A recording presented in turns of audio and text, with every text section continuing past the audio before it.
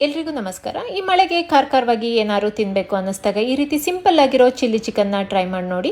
ಚಪಾತಿ ಜೊತೆ ಇಲ್ಲ ಅನ್ನದ ಜೊತೆ ಸೈಡ್ ಡಿಶ್ ಆಗಿ ಕೂಡ ತುಂಬ ಚೆನ್ನಾಗಿರುತ್ತೆ. ಸೊ ಚಿಲ್ಲಿ ಚಿಕನ್ ಮಾಡಲಿಕ್ಕೆ ಮೊದಲಿಗೆ ಮಿಕ್ಸರ್ ಜಾರಿಗೆ ಒಂದು 6 ಹಸಿಮೆಣಸಿನಕಾಯಿ, ಒಂದು 2 ತುಂಡು ಶುಂಠಿ, ಒಂದು 10 ಬೆಳ್ಳುಳ್ಳಿ ಎಸಳುಗಳು, ಒಂದು 7-8 ಗೋಡಂಬಿ, ಸ್ವಲ್ಪ ಕೊತ್ತಂಬರಿ ಸೊಪ್ಪು ಹಾಗೆ ಸ್ವಲ್ಪ ನೀರನ್ನು ಸೇರಿಸ್ಬಿಟ್ಟು ನುಣ್ಣಗೆ ಪೇಸ್ಟ್ ಮಾಡ್ಕೊಳ್ತೀನಿ.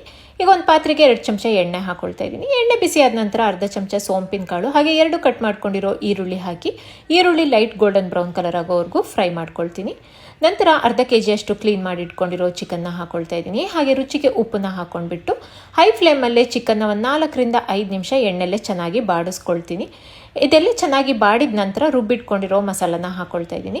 ಮಸಾಲ ಹಾಕೊಂಡಿದ ನಂತರ ಮತ್ತೆ ಮಸಾಲ ಚಿಕನಿಗೆ ಹೊಂದ್ಕೊಳ್ಳೋವರೆಗೂ ಮತ್ತೆ ಹೈ ಫ್ಲೇಮಲ್ಲೇ ಒಂದು 4ರಿಂದ 5 ನಿಮಿಷ ಚೆನ್ನಾಗಿ ಬಾಡಿಸ್ಕೊಳ್ಬೇಕು.